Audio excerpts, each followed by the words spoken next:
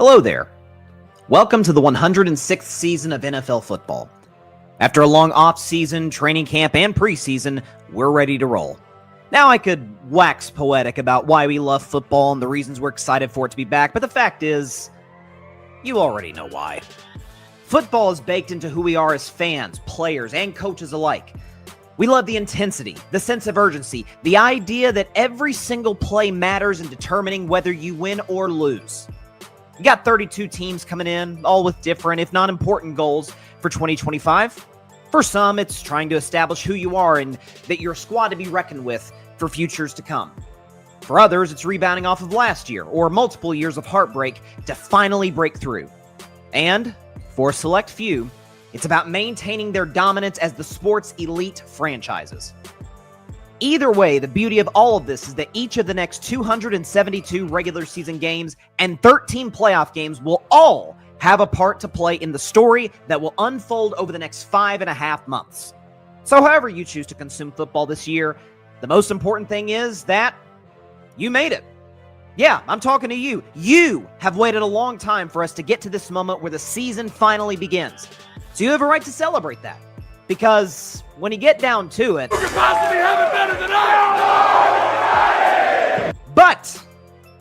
But, before we get to the actual games, why don't we take some time to make some predictions? Sound good? All right then. Drop the beat, baby. Here we go. Here we go. Here we go. Here we go.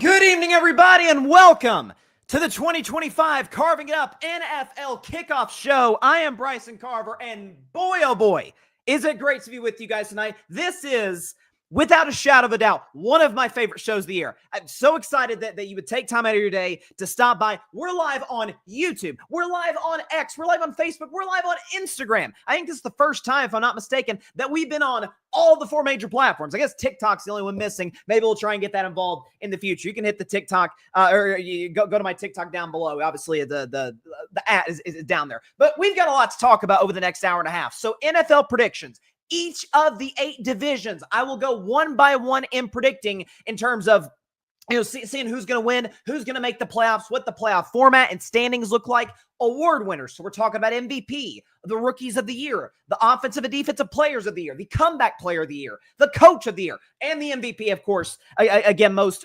important. Also wanted to discuss at the end of the show, playoff predictions. Based on how I think the playoff bracket will look, the playoffs will play themselves out. And at the end, obviously, who goes to Super Bowl 60 and who wins Super Bowl 60 in San Francisco. Cannot wait to get to the show. Basically what we'll be doing, and obviously feel free to chime in to the comment section. We're going to have a lot of fun there. Definitely want to get y'all's thoughts throughout the show.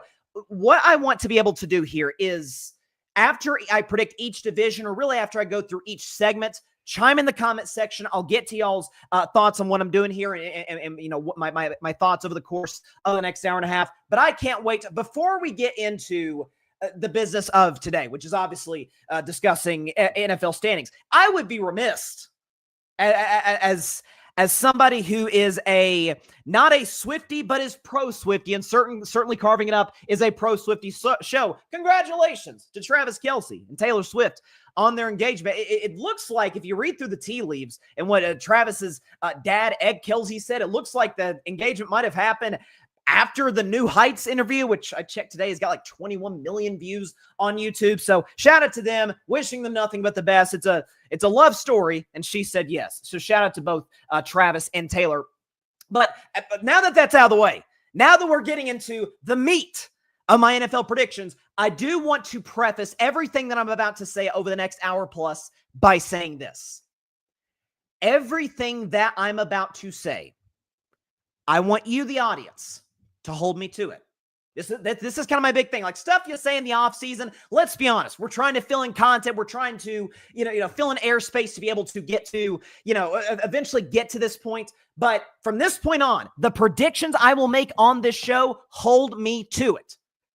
Of course, the first show I did back in 2020, I was still an audio show, wasn't on YouTube yet. I predicted the Bucks and the Chiefs, go back and look, would go to the Super Bowl and that Tampa Bay would reign victorious in Tom Brady's first season as a Buck. That was the COVID year. I ended up hitting that one right on the money. My goal ever since is to match that. So here we go. Let's go and start. Let's get right to business and start, as we always do, with the AFC East. So listen, this is a division where it feels like there's a clear number one. There's a couple of teams that are looking to make the playoffs and one that's clearly rebuilding. That team that is rebuilding is, of course, the New York Football Jets. They're going to go 5-12 for the second season in a row. Listen, I really like Aaron Glenn. I've said on this show many times that he's closer to Dan Campbell than Ben Johnson is as it pertains to just how he goes about his business as a coach. I really like this hire from the Jets. Do I trust ownership long-term? Of course I don't. Woody Johnson is one of the worst owners in sports.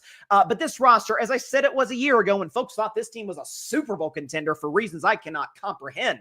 But the roster isn't very good. Garrett Wilson is unbelievably talented. They've got some solid guys on the defensive side of the ball, obviously, in Sauce Gardner. But Justin Fields is great running the football, throwing the football. You might have some problems. So I got the New York Jets finishing last at 5-12. In third place in the AFC East, again, 8 wins feels generous. I'll give it to them just on the basis of I think their quarterback will stay healthy long enough. I'm talking about the Miami Dolphins who will go 8-9. I'm going to make a prediction now about this Miami team that I made about last year's Las Vegas Raiders team, before the season.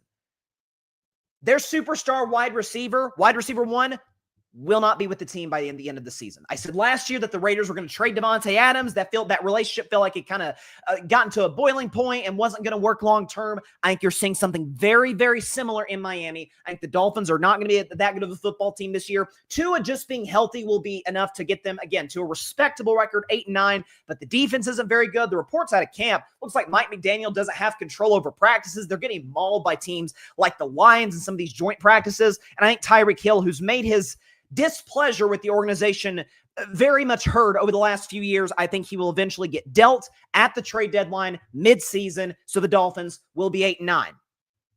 I'll be honest.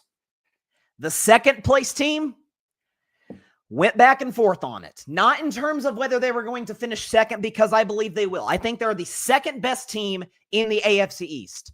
But whether they would make the playoffs in an AFC that is obviously stacked with great quarterbacks, and one this team is hoping that can join that group. In second place in the AFC East is the New England Patriots, who will have a winning record, but will miss the playoffs. So again, by the way, if you're a Patriots fan, shout out to my man Tim Barner, the host of the Boston Sports Summit, and all the Patriots fans out there. You would take this without a question. After how the last few years have went with the atrocious draft picks by Bill Belichick, who really just kind of ran this franchise into the ground after Tom Brady was kicked out the back door. Okay, the fact that they've spent money in free agency. Mike Vrabel's now the new head coach. You guys know I have about as much respect for Vrabel as any coach in football. I think he's excellent. I think he is a culture builder and can turn around that program in New England very quickly. And Drake May, listen, despite having an atrocious offensive line in front of him and the worst wide receiving core in football around him last year, showed some promise. We know the upside that the kid showed at North Carolina. He showed us that in moments in games against the Titans and the Chicago Bears. I like what Drake May brings to the table. The Patriots will go 9-8. They'll miss the playoffs barely. But with that being said, I do think, listen, if they get in, I won't be shocked. But I do think after season's end, after 2025 is over, you look at the Patriots and be like, man, they're a few pieces away from maybe being kind of interesting in the AFC. That's where I've got New England in that number 2 spot. And number 1 goes without saying, for the 6th consecutive season, the Buffalo Bills will win the AFC East. They will make the playoffs at 13-4. And I'll just go and say in the front end, that 13-4 record, due to some tiebreakers, will be enough to get them the number 1 seed in the AFC. We know who Josh Allen is. He's the reigning league MVP. In my mind, he's the second best quarterback in football to Patrick Mahomes. But I think what you're going to see from this Buffalo offense, James Cook's locked up on a long-term contract. Don't know if I love the contract long-term for Buffalo because running backs age quickly, but in the here and now, that'll work. Buffalo's got one of the best offensive lines, one of the 5 best O-lines in the NFL. Keon Coleman, if you hear what some of these guys, Deion Dawkins, who's the best offensive lineman for Buffalo, if you hear what Deion Dawkins and some of these Bills players are saying as it pertains to, what this kid can bring to the table after a good rookie year, but didn't pop off the way that we thought he would, Keon Coleman, I think, is going to have a breakout season in Buffalo, and Josh Allen can make just about anything work beyond that. Obviously, you still have Dalton Kincaid, who's a very talented tight end. It's the most well-rounded Buffalo's offense has been, I think, in the Josh Allen era. They're as dangerous as any team in football. Once again, no surprise. For the 6th straight year, the Buffalo Bills will win the AFC East. They'll go 13-4, which will be good enough to get the top seed in the AFC. So, again, AFC East feels pretty generic. I think most folks agree. There's some that have had Miami 4th, which I could see. If Tua, God forbid, knock on wood for him, if Tua were to go down and we see a situation where they're having to throw in backups and the season kind of falls apart and maybe Mike McDaniel gets fired by the end of the season, it wouldn't shock me. But I just don't see a world in which this Miami Dolphins team is competitive. I mean, again, defensively, I don't love what they bring to the table. So this feels like they're a couple of moves away from really being in rebuild mode in Miami, and we could see them as the last place in the division next year. Buffalo is a no question number 1 team. Feel free to chime in the comment section. Again, we are live on YouTube. We are live on Facebook. We are live on X. We are live on Instagram. So appreciate everybody stopping by as always. Definitely, I see my man Ryan Flowers in the comments. He says, let's go. The NFL's back. He's in the comments. Shout out to my man Ryan. Good friend of the show and good friend of mine without a question. So again, chime in the comments. The Instagram bubble is like open separate from the one that I've got here. So I'll check the Instagram comments over here in this other tab that I've got open, and then the other comments I'll be able to see over here. So chime in the comment section. Let your thoughts be known. Let's move to the next division. Let's move to the AFC South, and maybe one of the surprising last place teams in the National Football League, but I do not buy them at all this season. I think we're going to see some major changes in this organization when season is over, and that is the Indianapolis Colts. I think the Colts are going to be one of the worst teams in football this year at 4-13. Listen, say it out loud. Bad defense, by the way, in a division with 3 either up-and-coming quarterbacks or quarterbacks who've kind of already established themselves in the case of C.J. Stroud. Bad defense, which Indianapolis has. Coach potentially on the hot seat with Shane Steichen. There's been some rumblings. It didn't seem like he had that great of control of the locker room last season.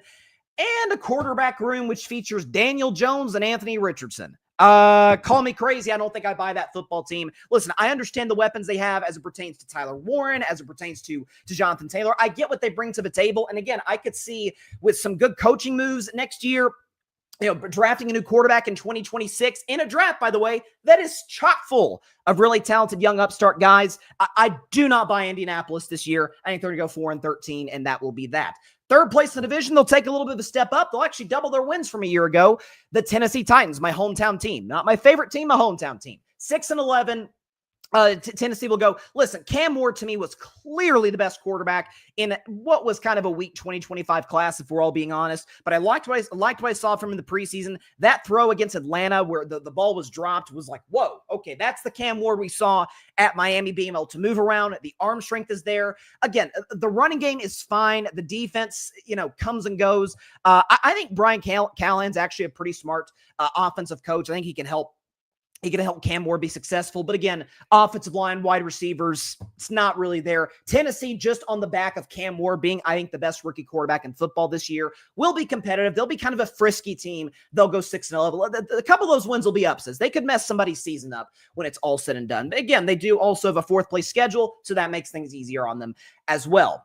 Here's, again, AFC South is where I'm making a few kind of bold predictions. Colts in last place, Titans in 3rd. There's some folks that have the Titans in 3rd. In 2nd place in the AFC South and missing the playoffs, the Houston Texans. Here's why. Listen, I believe in C.J. Stroud just like the next guy. The problem is the Texans' offensive line fell apart at the end of last season. So what did Houston do? They said, you know what? We're going to trade our left tackle, Laramie Tunsil. We're going to trade him to the Washington Commanders. What? I understand there might have been some issues as it relates to maybe character and not showing up on time. That's a left tackle. You do not give those away for nothing, and it feels like the Houston Texans kind of did. Defensively, they'll be as strong as any team in football, and they have been because D'Amico Ryans is their head coach. Their defense will keep them in most of these games. But listen, let's just, again, think about how Houston finished last year with Laramie Tunsil there. Beat up offensive line. Tank Dell, gone. Stephon Diggs, gone. by the end of the season. Now Joe Mixon is hurt. He's going to miss the first few games of the year. So I think Houston's going to get off to a slow start. You could see them maybe having like a Cincinnati Bengals push to the finish. Remember, Cincinnati won their last 5 games last year, almost got in, but didn't quite get in, finished 9-8. I think that's what you're going to see from Houston. CJ Stroud's going to be asked to do a lot this year. And I think for a third-year guy, that's going to be a little bit too much on the table. So I'm this year not a buyer at all in the Houston Texans. And that means at number 1, it is put up or shut up time for my guy, Trevor Lawrence and the Jacksonville Jaguars, 11-6, winning the AFC South, getting back to the playoffs for the first time after a couple of down seasons, barely missing out in 2023. Trevor got hurt at the end of the year, and then last year just completely fell apart. It was a disaster for Jacksonville. Here's the thing. Again, put up or shut up time for Trevor Lawrence. This is 4th coach. Again, 3rd legitimate coach. I mean, Urban Meyer, that was, come on. He didn't count. But you had, or rather, no, I guess this is his 3rd coach. My bad. You went from Urban Meyer to Doug Peterson, now Liam Cohen coming in, the former offensive coordinator, very good OC with the Tampa Bay Buccaneers. I think you see a situation where it's, okay, Brian Thomas Jr. Was one of the top wide receivers in the National Football League a season ago. You add Travis Hunter, who's obviously going to be impactful on both sides of the ball. I like Jacksonville's offensive line. The reports coming out of training camp are saying, hey, this looks like a new and improved Jacksonville Jaguars team. And again, I keep mentioning put up or shut up time for Trevor Lawrence. Folks, this is year 5, okay? This is kind of an opportunity where it's like, okay, we've brought in new coaches, new weapons. You got a solid run game. The defense won't be as bad as it was a year ago in the division. It's not exactly a murderer's row. There's some bad defenses in the AFC South, most notably Indianapolis. You've got to absolutely take the horse by the reins and get the job done. Trevor Lawrence showed signs at the second half of 2022, the first half of 2023. He got injured. Haven't really seen that same guy since. My man, Trevor, I believe in you. I was a huge fan of you. Coming out of Clemson, it is your opportunity to show up, show out, get the job done, lead the Jacksonville Jaguars to a win in the AFC South and get them back to the playoffs. I like Jacksonville, quiet off season, aside from the Travis Hunter drafting, which in the eyes of many, Travis Hunter was the best player in this past draft. So again, I'm a Trevor believer, have been from the jump. That first rookie season was rough. Second half of year 2, it's like, holy crap, this is a top 5 quarterback. And then he's kind of taken a step back in the last couple of years. This is an opportunity for him to establish himself as one of the top guys in the National Football League in the AFC South, especially with the injuries Houston has, with the just chaotic mess that the Colts have. And then with Tennessee, it's an upstart team. They're not quite ready to make that leap just yet. And so I'm hearing with the Titans, there are folks that have out there. It feels like the discussion around Tennessee is a little bit similar to the discussions around the Washington Commanders going into last year. I didn't have Washington get in the playoffs. I don't think anybody had them going on the run that they went on to the NFC Championship game. But there was the sense of, man, young, talented quarterback, coach we like. Now, in the case of Callahan, not as established as Dan Quinn. But, yeah, we have some concerns as it relates to personnel. The roster isn't great. Probably not top 20 in the NFL. But you're like, okay, this team is kind of building in the right direction. I feel like you're seeing similar discussions from last year's Commanders to this year's Tennessee Titans. Tennessee will be a respectable team. They'll be a respectable team in 2025. But the Jags, it's your last chance, Trevor. I still believe in you. But you got to get the job done this year. The Jags will win the AFC South. So thus far, 2 divisions down in the AFC. We only have 2 playoff teams. Buffalo Bills coming out of the AFC East. Again, there's no surprise there. And the Jacksonville Jaguars coming out of the AFC South. Again, feel free to chime in the comment section on YouTube, Facebook, Instagram, and on X. Well, hopefully we can be able to get to those over the course of this show. Going out of the the AFC North, my team, my beloved Pittsburgh Steelers, playing this division. I'm going to be, because I'm so excited about the dawn of a new NFL season, because I'm feeling myself. I'm very, very excited. 8 days away from opening night. I'm going to be generous. Folks who have watched the show for any length of time know that I've been very critical of the Cleveland Browns and of Cleveland sports in general. I've been very hard on them. Been very hard on the fans. Again, the fans, I've said it many times. The fans are nice people. I got nothing against Browns fans. It's just that their delusional drives me absolutely insane to the levels of no other fan base in professional sports. So with that being said, I'm going to be nice to y'all, Cleveland. You won't be as bad as people are suspecting this year. Give me the Browns in the number 4 spot. This goes out saying clearly the worst team in the AFC North. And the quarterback, tipsy-turvy. You got Joe Flacco's going to start. Probably won't finish the year. You got Dylan Gabriel and Shedeur Sanders, who battled it out in the preseason. Dylan Gabriel's the number 2 man. Shedeur Sanders, obviously, the third-string quarterback. I think all three are going to play this year. Again, I didn't like what I saw from Shedeur in that last preseason game, taking the bad sacks, not having a good feel at all in the pocket. But Kevin Stefanski's a smart coach. He's a 2-time coach of the year. And even despite the Browns' offensive limitations as it pertains to their weapons, I still think Shedeur is going to step in at some point around like week 14, 15, step in. The Browns season will be over. No pressure. Shedeur can step up, win them a couple games. Cost them some draft positioning, but good for them. They have 2 first-rounders in the 2026 draft, so they won't be too upset about it if Shedeur shows them promise. Again, I'm not a believer in Dylan Gabriel. I think the size is going to hurt him, especially once he faces NFL defenses, which I think he will. Myles Garrett's arguably still the best defensive player in football. By himself, he'll keep them in these games, but again, the Browns just don't have the talent to compete with the likes of the 3 teams ahead of them. In the number 3 spot, I'll be honest, there were points where I went back and forth on 2 teams for 2 and 3. But in all objectivity, hold me to it. I'm going to say something. Put me on camera. Put me on camera. Then we'll put up the next graphic. I'm about to say something that has never been said, or that I have never said in the history of this show coming into an NFL season. Mike Tomlin will have his first losing season as the head coach of the Pittsburgh Steelers. Go and put it up. 8-9. Here's why. So first of all, Vegas has the over/under set at 8.5. So it's not like this is actually just a shade under what Vegas has it as.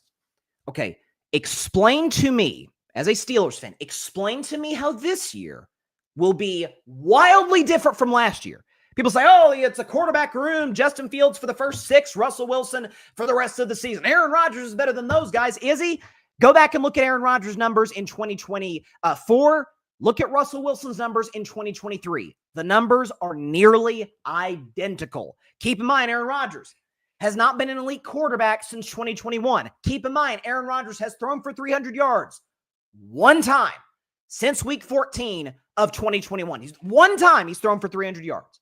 He has not made the playoffs in 4. He has not won a playoff game since the pandemic year. Matter of fact, while we're doing this, let's just go ahead and show the graphic of what Aaron has been in the last 3-4 seasons.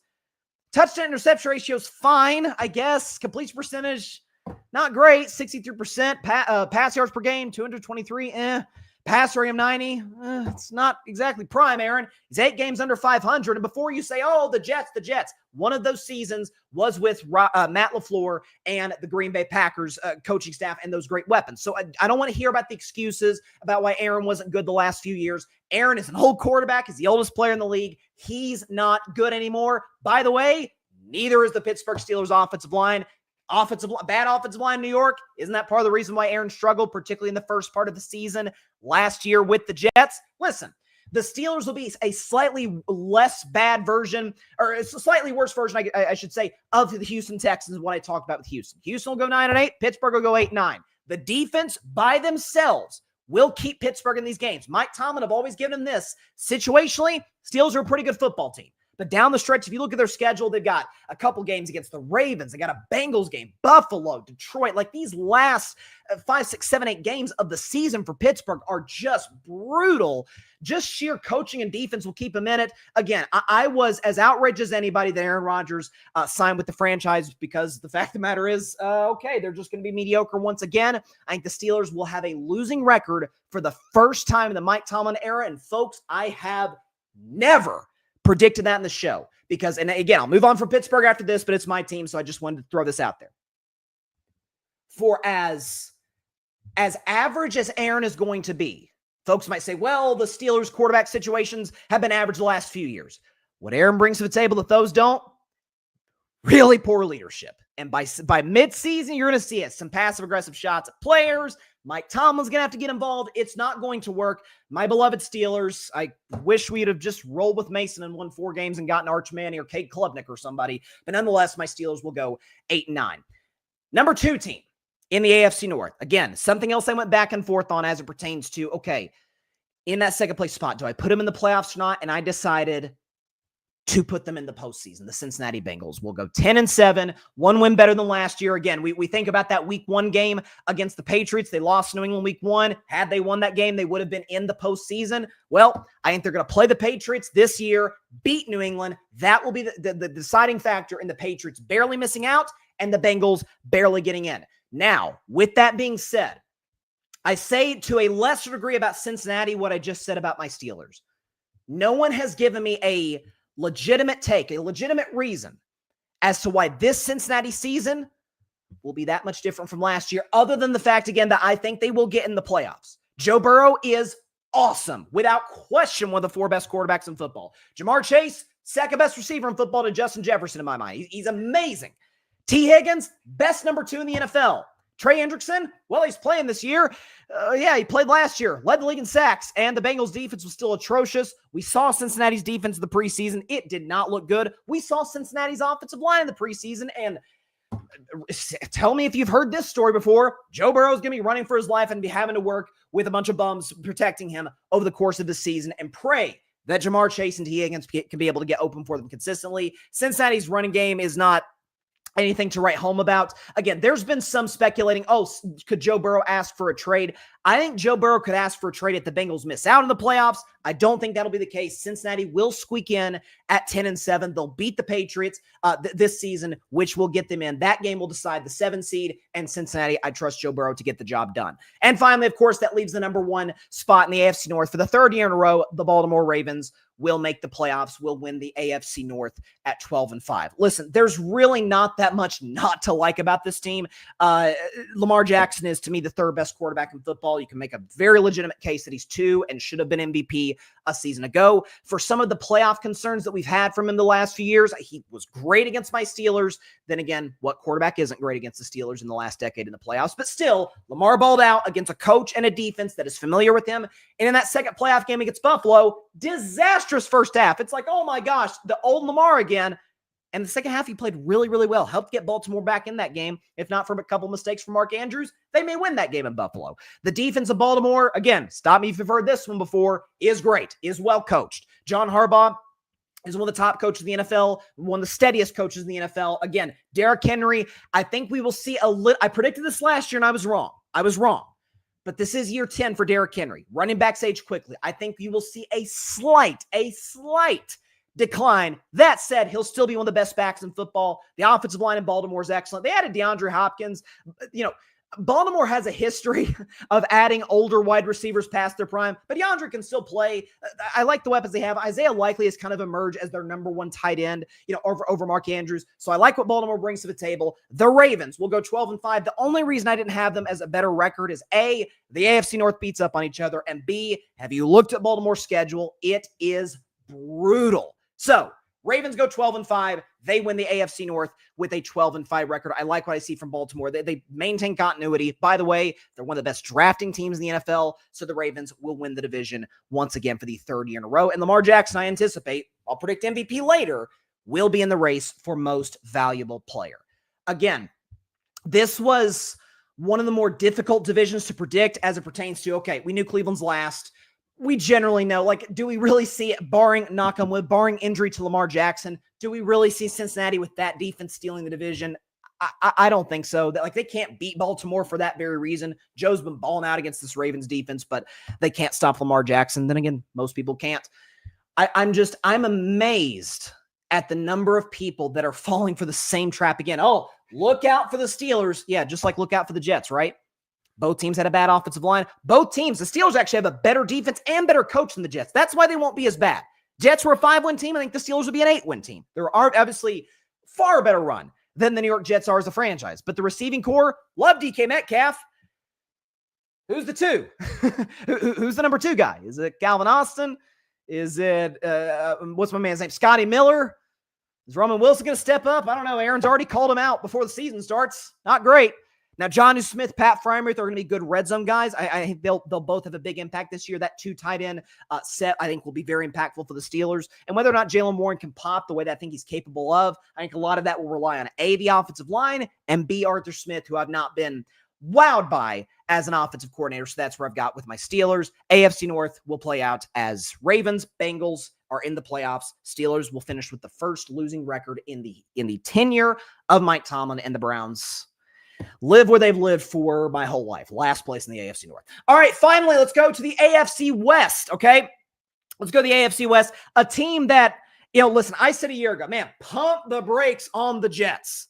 I'm saying that about this team this year. Pump the brakes on the Las Vegas Raiders. Shout out to my man, Chris Mahi. I know he's not going to love this, but I got to call it the way I see it, Chris. Listen, 7-10, they'll be better than they were a year ago. Better quarterback than last year with Geno Smith over Aiden O'Connell and Gardner Minshew. Obviously a better coach with Pete Carroll coming into the building. But the fact of the matter is this, that defense still has holes. Brock Bowers is a freaking monster at tight end. We saw what he did last year, breaking the yards record for tight ends by record for yards receiving by a tight end and record for catches by a rookie player in the history of the NFL. He's a fantastic football player. Ashton Genty has the capability to be one of the top backs in the league right off the bat. He'll very much be in that offensive rookie of the year race. But in a division this loaded, this well coached, this quarterbacked, just ask yourself this question. The three teams that I have above the Las Vegas Raiders, would you take Geno Smith over any of those three? Even Bo Nix, I would take Bo Nix based on the upside, based on the coaching he has in Denver. Geno Smith is is a very good starter. Is obviously he's not Mahomes, he's not Herbert, and I don't think he's Bo Nix. So that's where I've got the Las Vegas Raiders at 7-10. The defensive questions are just too much. And again, a division this well coached, well quarterback, somebody's going to come in last. I think it will be the Raiders.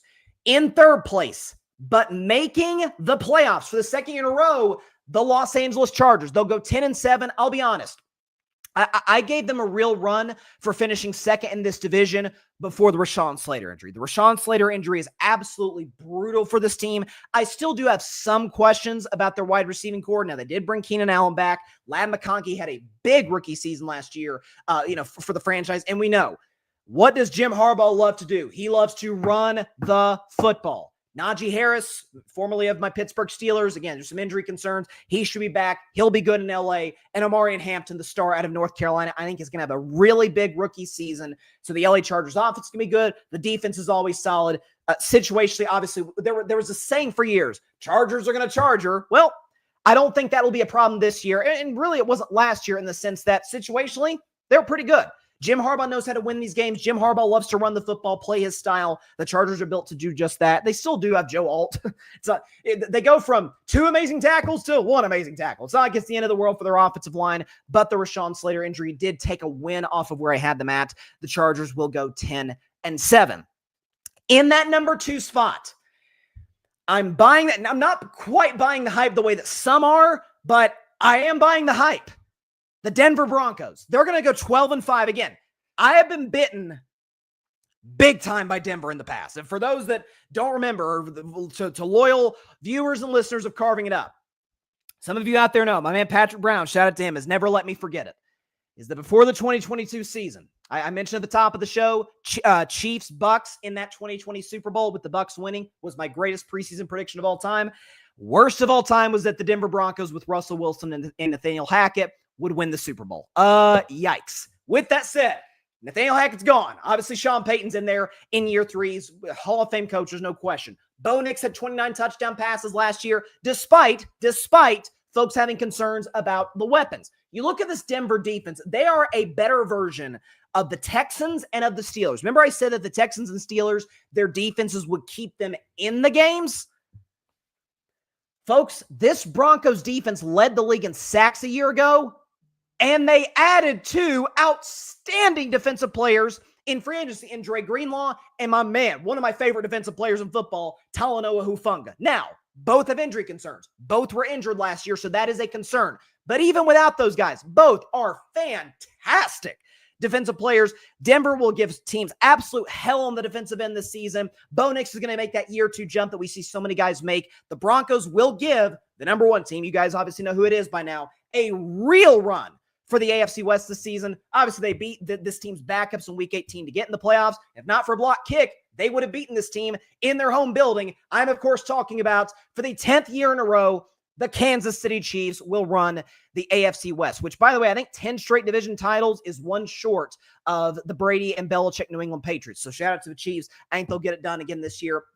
This narrative that, oh man, Kansas City, they're going to take a step back this year. Watch out. Okay, was the Super Bowl atrocious? Yeah, it was real bad. It was an absolute butt whooping from Philadelphia to Kansas City. With that said, they were able to stabilize their offensive line in the draft. The reports out of camp say offensive line, pretty good. Patrick Mahomes is Patrick Mahomes. I think he's heard the talk of these last couple of years. Oh, he's not the same guy. Oh, the light show's gone. Rashee Rice has been suspended. This broke actually today for the first 6 games of the year. So that is a loss for Kansas City. But you'd rather get the suspension over with than have it come mid-season, which some were speculating could be the case. So when Rashee Rice comes back, you have him. You have Xavier Worthy. You have Hollywood Brown. Listen, Travis Kelce's not the tight end he used to be, but Travis Kelce's still situationally down in the red zone. You can trust him to make all the big plays for the Kansas City Chiefs. And by the way, the defense isn't as good as Denver's. It's still pretty darn good with Chris Jones, Trent McDuffie, and company.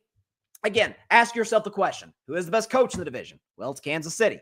Who has the best quarterback in the division? Well, it's Kansas City. Who's been to the last 3 Super Bowls, winning 2 of them? Well, it's Kansas City. Who's won the division 9 years in a row? It's Kansas City. So the Chiefs are the clear favorite with respect to a Broncos team that I think is going to be serious and a Chargers team that I think will make the playoffs. Kansas City, very real threat, or not real threat. They're going to win the division again. They're going to take the AFC West for the 10th year in a row. This whole, maybe it's there's Chiefs fatigue, whatever the case may be, but this whole, Kansas City, they're not. It's Patrick Mahomes. But folks did this back in 2022 when they traded Tyreek Hill, and they messed around and won the Super Bowl, and Mahomes won league MVP. So every time that this happens with dynasties, this happened at times with my beloved Golden State Warriors. When you doubt franchises that have won multiple times, not saying they're going to win again necessarily, but they're going to be good. Which, by the way, actually shaved 2 wins off of what they had a year ago. They went 15-2. They're going to go 13-4 this season. My man Alfred Parsard Jr., Metropolitan Report, he's in the comments. He says, the Carve Master, which is the nickname that he gave me. I appreciate that, Alfred.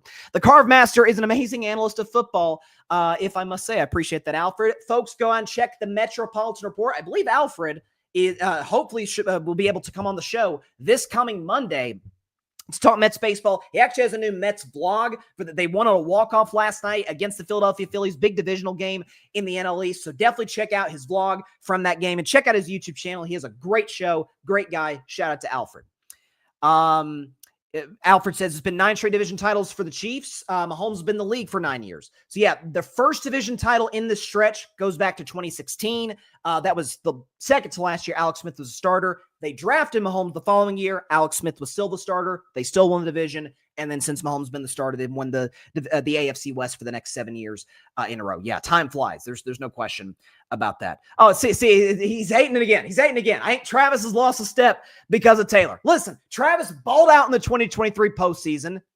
By the way, when their relationship began. And last year, listen, he wasn't the same against Buffalo and against Philadelphia. Some of that is, I don't know, he's going to year 13. He's not the same player. Gronk wore down as time went on. Gronk didn't play as long and obviously took more hits than Travis did. But I think Travis, when it's all said and done, even when you look at his numbers last year, among tight ends, he was still one of the best in the NFL. He's just not peak Travis Kelce anymore.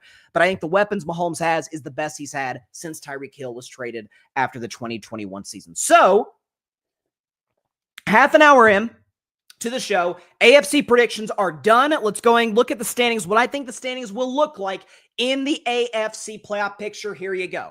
Buffalo, as I said when I predicted the AFC East, they will get the top seed in the AFC. Again, I have both them and Kansas City going 13-4. The tiebreaker will be that for the 5th season in a row, I had to make sure I got that right.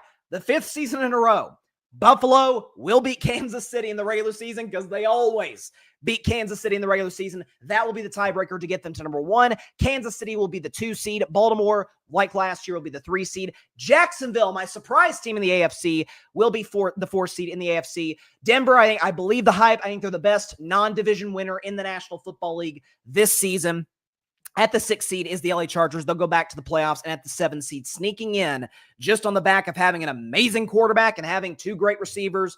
They have an atrocious defense, but they'll be good enough to get in the Cincinnati Bengals. They will be in the postseason. When we come back, we'll take a 1-minute break, but when we come back, my predictions for the NFC, the East, South, West, and North, coming up in just 1 minute on Carving Up Live. We are just getting started on the Carving It Up 2025 NFL Kickoff Show. Time in the comments. Tell a friend to tell a friend. We'll be back in just 1 minute to talk about the NFC.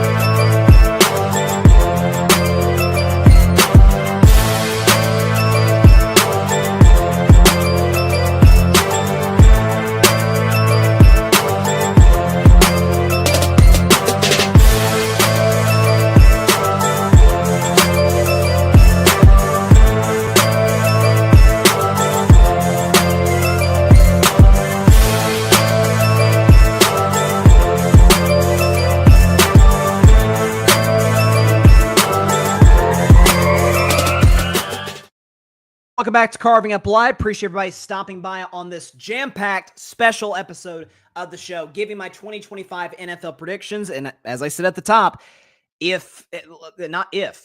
prefer this. Hold me to these predictions, rightly or wrongly. Give me credit when I'm right. Rip me to shreds when I'm wrong. This is what's fun about these shows. I remember... Again, I mentioned my best take ever on a preseason show, which was back in 2020. I had Bucs and Chiefs in the Super Bowl with the Bucs winning. Nothing will ever top that. My worst prediction, knock on wood, this will never be topped, was I actually have Broncos and the Rams in the 2022 Super Bowl. That was the first year Russell Wilson was there. And even the Rams were bad that year. Like Stafford got hurt. The O-line was bad. Like it was not a good pick on my part. It's not a good pick. So I have since rebounded. I've had a couple of two solid prediction shows since then. I'm trying to put that in my past. But another prediction I made, and this was actually months before the 2023 kickoff show, and I finalized on the kickoff show because, like I said, hold me to it. I said that the Detroit Lions would make the NFC Championship game. And by golly gee, is that not exactly what they did? Got there, ended up blowing a 17-point lead to San Francisco, which is a big supporter of the Detroit Lions. Shout out to all Lions fans out there who have been so kind and so supportive of the show over the last couple of years. It was tough to see. It was really tough to see, but definitely excited to talk about Detroit. My man Mike Guido's in the comments, host of the Bi-Coastal Baseball Podcast and co-founder of the Grid Network. He's a Cowboys fan, by the way, and a Josh Allen fan. Cowboys winning the NFC East 15-2. Calling it now. LOL, just kidding. Yeah, we know. Not even the most delusional Cowboys fan, which amazingly feels like there's actually not many of those anymore. No one's predicted that. But obviously my man Guido is just playing around. So speaking of the Cowboys, let's talk about the division. Let's start with the NFC East and go to last place. I know folks are talking about, Dallas could be last. I don't think that'll be the case. I'm still going to go with the New York Giants in fourth place. They'll go 6-11. They'll have a respectable record. Jackson Dart is going to play this year sooner, I think, than we think. Listen, Brian Daboll on the hot seat, I think unfairly so. I think Daboll's a really, really smart coach. But the fact of the matter is, after the one Daniel Jones playoff one year when he got Daniel Jones a massive contract because Daniel Jones threw, I think it was 15 touchdown passes, whatever the case may be. Losing record each of the last each of the last 2 seasons. Jackson Dart will be in there sooner rather than later to relieve Russell Wilson. Malik Neighbors is an absolute stud on the outside. And the Giants' defensive line, which was awesome last year, they added, in my opinion, the best player in the 2025 draft in Abdul Carter out of Penn State. I think he is going to wreak terror upon the likes of Jaden Daniels and Dak Prescott and Jalen Hurts and everybody else who the Giants play this season. Obviously, you got the interior defensive linemen, which are as good as they are. The New York Giants are absolutely stacked on the defensive line, but the running game I don't trust. The O-line still isn't great. I think Daboll ends up getting another year. At least I'm hoping that's the case because I think he's a really smart coach, but I've got the Giants finishing in last in the NFC East. I'll say my third place team, not great. I bashed the roster really since 2022. They will be better than folks give them credit for. They'll miss the playoffs, The Dallas Cowboys, they'll go 9-8. They'll have a winning record, very much like a Patriots year. It's like, oh, okay, they went 9-8. That's nice.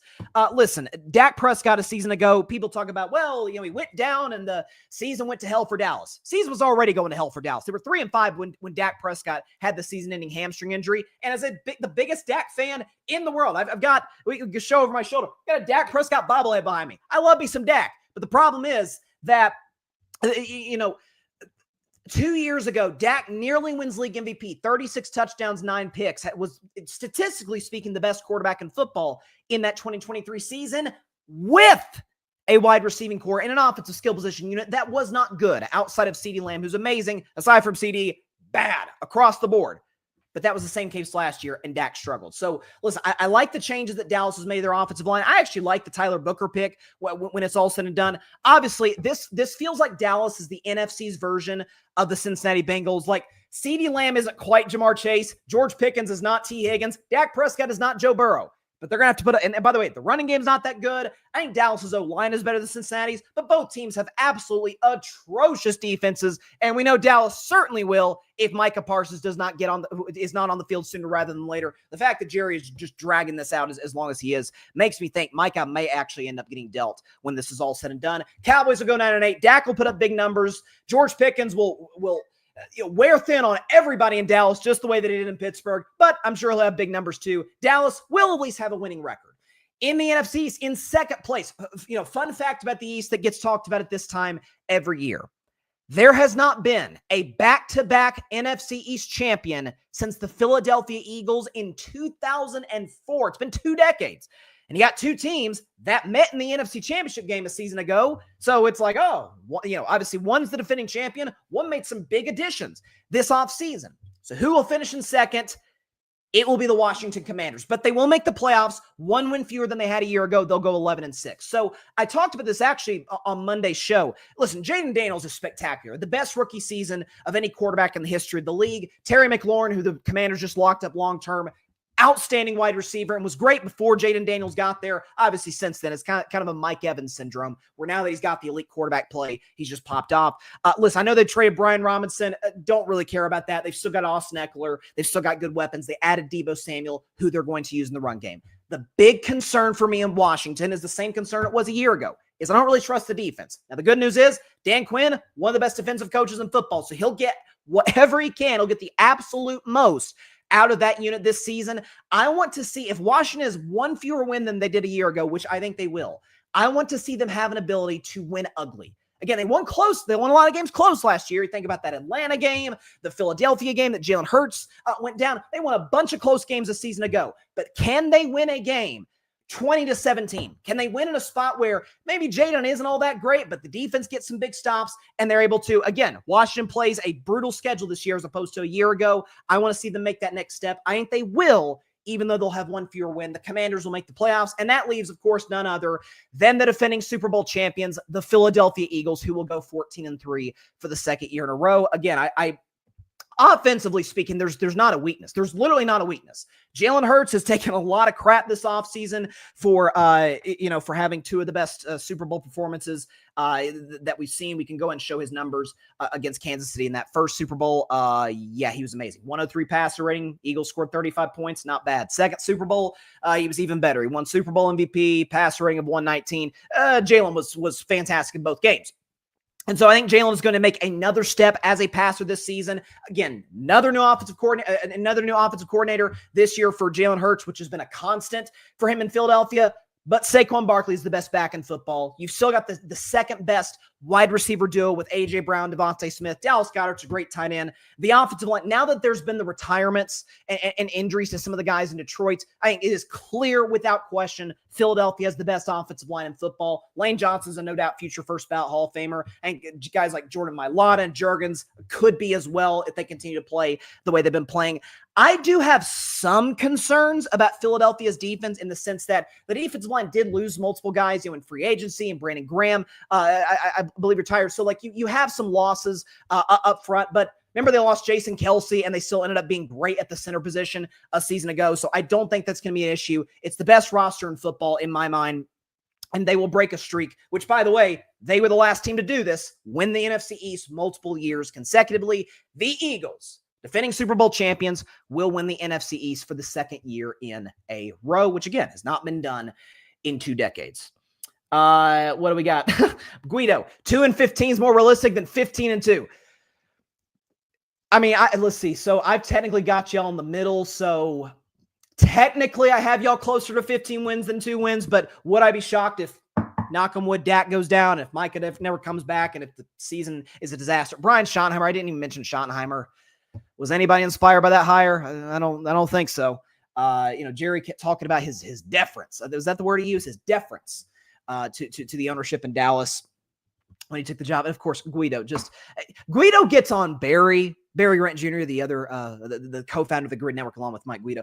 Mike's acting like he says Bryson did not say I love me some Dak live on air. See, this is the kind of nonsense I had to deal with the higher ups of the Grid Network. Barry Grant Jr., Mike Guido. Shout out to them, love them both. Yes, I love Dak Prescott. Yes, I do. No question about it. Loved him since college. All right, let's go to the NFC South. So I'll say it on the front end, and I don't want to sound mean because I like this fan base. I do. This is not like the Browns. I like this fan base. This is going to be the worst team in football this year. In part because the roster's bad, and in part, it is the coaching staff from hell. The New Orleans Saints. They will win 2 games this year. 2 games, 2-15. They'll have the number 1 pick in the 2026 NFL draft, and they'll draft Arch Manning, Cade Klubnik, Lenore Sellers, whoever the top quarterback in next year's class. There's plenty of good ones. So good news, Saints fans, in that regard. Listen, I mentioned coaching staff from hell. Okay. Kellen Moore is their head coach. Kellen Moore's not a good OC. Kellen Moore left the Dallas Cowboys. Dak Prescott had the best season of his career. Went to the Chargers. Justin Herbert had the worst season of his career. You say, well, Bryson, he went to Philadelphia and they won the Super Bowl. Yes, congratulations. He had a roster that features a top 10 quarterback, the second best wide receiver duo, the best running back, best offensive line, top 5 tight end. Man, it's hard to screw that up.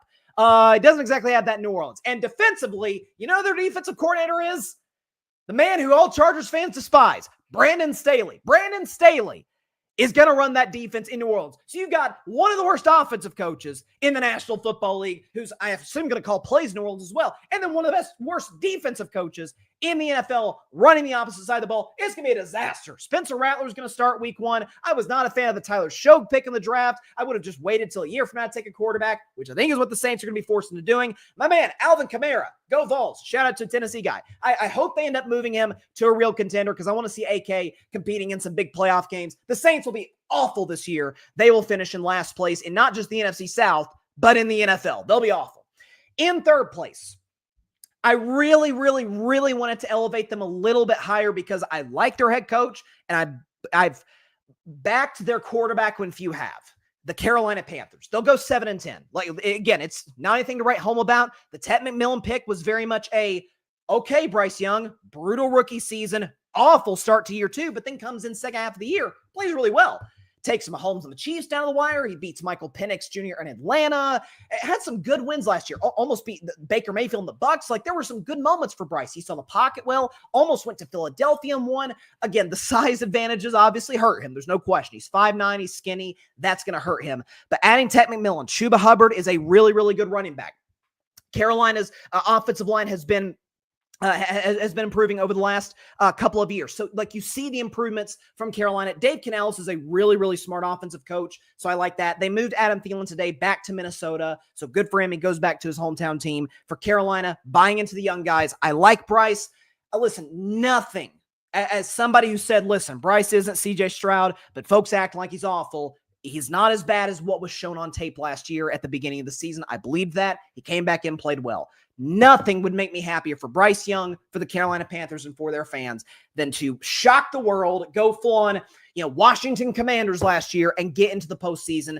I really like Bryce. I really like Dave Canales. They'll be a respectable 7-10 and still try and build on to what they have on that roster. And they will not draft a quarterback in 2026 because they'll have seen enough from Bryce, enough improvement to say, we're going to roll with the guy who we gave up a lot of assets to get in 2023. In that number 2 spot, and barely missing the playoffs, losing out in some tiebreakers, the Atlanta Falcons. They're going to go 10-7. So, listen, there were a lot of folks that were critical of drafting 2 pass rushers, particularly of trading up to draft James Pierce in the first round. Based on what James Pierce has shown in the preseason and in camp, listen, a lot of what I saw with my man James Pierce in Tennessee, Oh my gosh, the speed blows you away, all of it. It's a work ethic thing that's going to be kind of something for him and for the Atlanta Falcons to work through. But Raheem Morris is a defensive coach, so that's an advantage for them. Offensively speaking, listen, I said before that 2024 draft, I may end up being wrong before this is all said and done, but I loved him coming out of Washington. Michael Penix Jr. doesn't move great, but the arm strength is solid. The accuracy is off the charts. The poise is good. We only saw limited action from Penix in the last few games of last year, but I loved what I saw from him, almost beating Washington on the road in Week 17 in a standalone Sunday Night Football game. And then, again, it took Bryce and the Panthers overtime to beat Atlanta in Week 18 to deny Atlanta the playoffs. You still got good weapons. Drake London, Kyle Pitts showed flashes of what a lot of folks were hoping he'd be, their fantasy darling when he came into the NFL back in 2021. You still got an excellent running back in Bijan Robinson. Like, this will be, in my opinion, the Falcons will be the best team in football to miss the playoffs, which they will barely miss out on, and obviously come a game short of the NFC South champion, which for the 5th consecutive year will be the Tampa Bay Buccaneers. So listen, I think their defense is fine. I think Baker's about to have one of the better quarterback seasons we've had in some time. I think he's going to be an MVP candidate. Look at the weapons. Mike Evans is still awesome. He's looking to break Jerry Rice's record for the most consecutive 1,000-yard seasons to start a career. I think he's going to break it. Chris Godwin coming back from injury. Cade Otton, excellent tight end. By the way, just as a nice sort of security blanket is the wrong way to put it, because in large part, this is the start and finish for the offense. But they've got an excellent running game as well in Tampa Bay. The O-line has been blowing folks away at camp, and they added Emeka Egbuka. So, like, the receiving core is loaded. The backfield is excellent.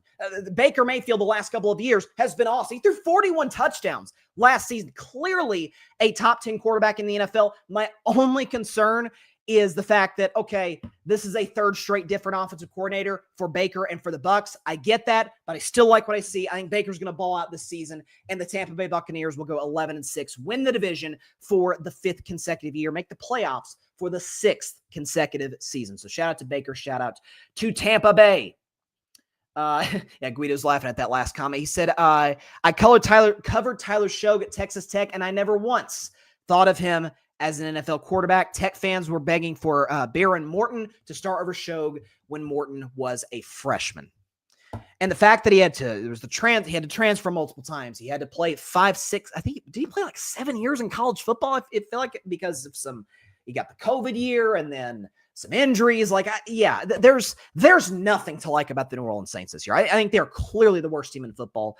And I think they should dismantle that coaching staff ASAP. I know they're in cap hell for some reason, trying to maintain the roster they had after Breeze retired. That's their own fault for putting themselves in that position, but I think it's safe to say the Saints will have the first pick in the 2026 NFL draft. And again, I think Tampa Bay is going to absolutely blow people's socks off offensively. I like what they bring to the table on that front. Again, I'm almost missed his name, Bucky Irving. I kept trying to remember. It was like Tank. For some reason, Tank Bigsby kept coming in my head as the running back for the Tampa Bay Bucs. It's Bucky Irving, who, by the way, had a great season last year, gave Tampa Bay a real boost in terms of running the football. Again, I think that Bucs offense.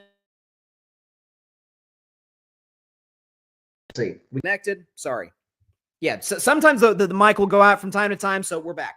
I was just saying, I think there's not a weakness. The O-line's great. The quarterback's excellent. The receiving core is amazing, and they added to it with Emeka Egbuka, bringing back Chris Godwin. Mike Evans is still a stud, and they have Bucky Irving like that. Cade Otton's a good tight end. That offense is going to be a problem around the National Football League.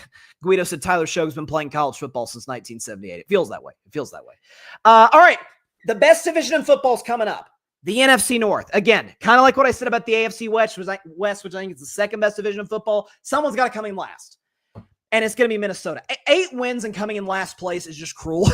But I guess for Minnesota, you're like, hey, roster's really good, and we'll get a 4th place schedule in 2026. But I'm not a J.J. McCarthy believer. That's really what this comes down to. Listen, I would have kept Sam Darnold. I get the last 2 games of the year against Detroit in the huge game in Week 18, in the playoff game against the Rams. He was terrible. He went back to the old Sam Darnold. I get it. I understand that. At the end of the day, though, J.J. McCarthy, to me, this kind of sounds like a shot, was a poor man's Brock Purdy. He moves well, but the arm strength isn't there. He's really reliant on a run game. Now, the good news is he does have a run game with Aaron Jones. He's got a very smart head coach in Kevin O'Connell, and he gets to throw to Justin Jefferson, Jordan Addison once he comes back from suspension. Like, the weapons are there. Adam Thielen, who the Vikings just added in a recent trade. So weapons-wise, the defense is coached by Brian Flores, who, by the way, would not mind if he became the next head coach of the Pittsburgh Steelers. I'd like to put that out there right now. But all of those things considered, I just think there's too many limitations at that position. Kevin O'Connell can make just about anybody work. I don't think he can with this kid. He was overly reliant on the run game at Michigan, and whenever he did drop back to pass, it never really blew me away. So the Vikings will finish in last in the NFC North. Coming in third place and making the playoffs, the Bears. Chicago gets in at 10-7. So again, this is kind of one of those, okay, let's break this down moments. Massive upgrade at head coach, obviously, going from Eberflus to Ben Johnson, who I'm already like. Obviously, we know what a genius offensive coordinator he was with the Detroit Lions last few seasons. But I like the fact that he's coming in, and it feels like he's got a little bit of a Dan Campbell-esque, not saying he's Dan Campbell, obviously, but a Dan Campbell-esque like edge about him, where it's like, man, I'm holding guys accountable. Like he's taking shots at times at Caleb Williams in the pressers. He's taking shots at the Philadelphia Eagles tush push. Like, this guy does not care to tell you what's on his mind and what he's thinking. There's a Dan Campbell-esque edge about Ben Johnson. Also, one of the most underrated coordinator hires in the NFL this year. They hired a guy who is an atrocious head coach and is an amazing defensive coordinator, Dennis Allen, to run the defense. A defense in Chicago, which was actually pretty good last year. The offense just couldn't score points. O-line couldn't protect Caleb Williams. Speaking of Caleb Williams, I think the kid's going to get off to a little bit of a shaky start this year because he's playing with a different type of coach, and his coach is coaching a different type of quarterback than what both of them are used to. But I think by about Halloween, late October, going into November, but by mid-season trade deadline, around that time, with the weapons they've got, Colston Loveland, DJ Moore, with these guys, Roma Dunze, Cole Kmet, you're going to see Caleb start to come into his own in the sense that, oh, this is the guy we thought he would be coming out of USC as the first overall pick in 2024. The talent is there. There were moments. You saw moments last year against when he went to Lambeau and beat the Packers, a game where they could have very easily beaten the Minnesota Vikings when Caleb was awesome in the fourth quarter. Almost beat Green Bay in a home game this year. Like, there were moments, despite the bad O-line, despite the bad coaching staff. And Caleb, by the way, went like 2 months without throwing an interception. So the kid has talent. I think Ben Johnson, as the offensive wizard that he is going to get the absolute most out of this kid. Dennis Allen's going to coach the heck out of that defense, and the Chicago Bears will make the playoffs. Despite finishing third in the division, double-digit wins, 10-7. They're the last team in. They hold off the Atlanta Falcons, last team in the playoffs in the NFC North. Number 2 may shock you. As for loyal viewers and listeners of the show, number 2 may shock you. My beloved, not my favorite team, my second favorite team, my beloved Detroit Lions. Now, 11-6, they're in the playoffs. Like, it's not the end of the world. Detroit's going to be in the postseason once again for the third consecutive season. The reason I do not have them coming out of the NFC North as the champion this year is pretty simple. They lost both coordinators, both of which were excellent. I said all of last year when I picked the Lions to go to the Super Bowl, to be the 1 seed in the NFC, which they ended up being, I said, they've got 3 head coaches on their staff: Dan Campbell, Ben Johnson, Aaron Glenn. Well, now you're just left with Dan Campbell. Now, that's still great because Dan Campbell is the guy who sets the tone, sets the culture in Detroit. Their defense, just by virtue of having everybody back healthy, the fact they added DJ Reed from the New York Jets in the offseason, I thought was a sneaky good move. Just by virtue of having healthy bodies, they'll be a better defense than last year. But in terms of play calling, they're not going to have Aaron Glenn in there. Ben Johnson is not going to be there calling plays offensively. Now, again, Jared Goff, top 12 quarterback without a shadow of a doubt. Accurate when he has time. But with some of the retirement and injuries to that Lions offensive line, Frank Ragnow in particular, that's going to be a little bit of a concern. It's not quite the same O-line that it was the last couple of seasons. Jahmyr Gibbs is awesome. I think he's going to have a massive year for Detroit. Amon-Ra St. Brown is an excellent wide receiver. David Montgomery, like the whole bit. Like, the offense still has plenty of pieces. Sam Laporta. I don't think it's going to be this crazy drop-off. There are some folks that don't believe in the Lions to make the playoffs because of the coordinator losses, because of the defensive concerns, and because of the losses in the offensive line. I would not go there. I still think the culture is too darn strong in Detroit. The Lions won't win the division, but they will make the playoffs. So Lions fans who have been very supportive of the show the last couple of years, don't come after me. You guys are going to get in to the postseason, and we'll see what you guys do in the postseason for the third year in a row. And that leaves none other. My sister's going to love this. than the Green Bay Packers as the NFC North champion. So first and foremost is this, and it's not an excuse, but based on what I observed watching Green Bay last year, I think this much was apparent. Jordan Love was not healthy after week 1. Remember Jordan Love against a great Eagles defense? Yeah, that gave Patrick Mahomes hell in the Super Bowl. Jordan Love carved them up. Use the name of the show. Carved them up over the course of that football game in Brazil on a slippery field, which in large part, that slippery field caused a knee injury late in that game against Philadelphia. Came back, felt like a little too early, got hurt again against Jacksonville, was never quite right. Wasn't the Jordan Love that we saw in the second half of 2023 when he was arguably the best quarterback in football in that stretch. They lost Christian Watson, who probably won't play this year due to injury, but they still have my man Romeo Doubs, still have a really good tight end group. Josh Jacobs running the football, had a big season last year. I think was 3rd in the league in rushing behind Saquon and behind Derrick Henry. And they added one of my favorite receivers out of last year's draft, Matthew Golden out of Texas. The kid is going to blow your socks off. So I think he's going to be a deep threat for Jordan Love, and he's going to open this offense up tremendously. Green Bay is Green Bay. That means they're going to have great offensive lines. Matt LaFleur's shown me a lot the last few years where it's, okay, he's not just a product of Aaron Rodgers. He helped Jordan Love develop into an excellent quarterback. And Malik Willis, who looked unplayable in Tennessee, had some pretty good moments last year as the Packers backup last season when Jordan Love was down. So this defense has made some improvements. And by the way, this doesn't factor too much because it's just too early to tell. We don't have enough information. That said, the rumors coming down the pipe, if you look on Packers Twitter, and again, you can trust Twitter now less than you ever could. With that said, the sort of the vibe you're getting right now where it's like, Green Bay's calling the Dallas Cowboys about Micah Parsons. Ladies and gentlemen, they had Micah. That's the favorite to come out of the NFC. I'm telling you right now. So Green Bay, I'm high on them this year. A healthy Jordan Love, an improved defense. By the way, they got Jair Alexander out of the building, which I think in terms of locker room morale was a good move. The receiving core got better. They have a true number 1 now for Jordan Love. The running game will be great. There's not much not to like about the Green Bay Packers. They, not my beloved Detroit Lions, the Green Bay Packers, yes, Chloe, they will come in first place in the NFC North in what I believe is the best division in football this year. Minnesota is going to win 8 games and finish in last place and miss the playoffs. That's how stacked this division is.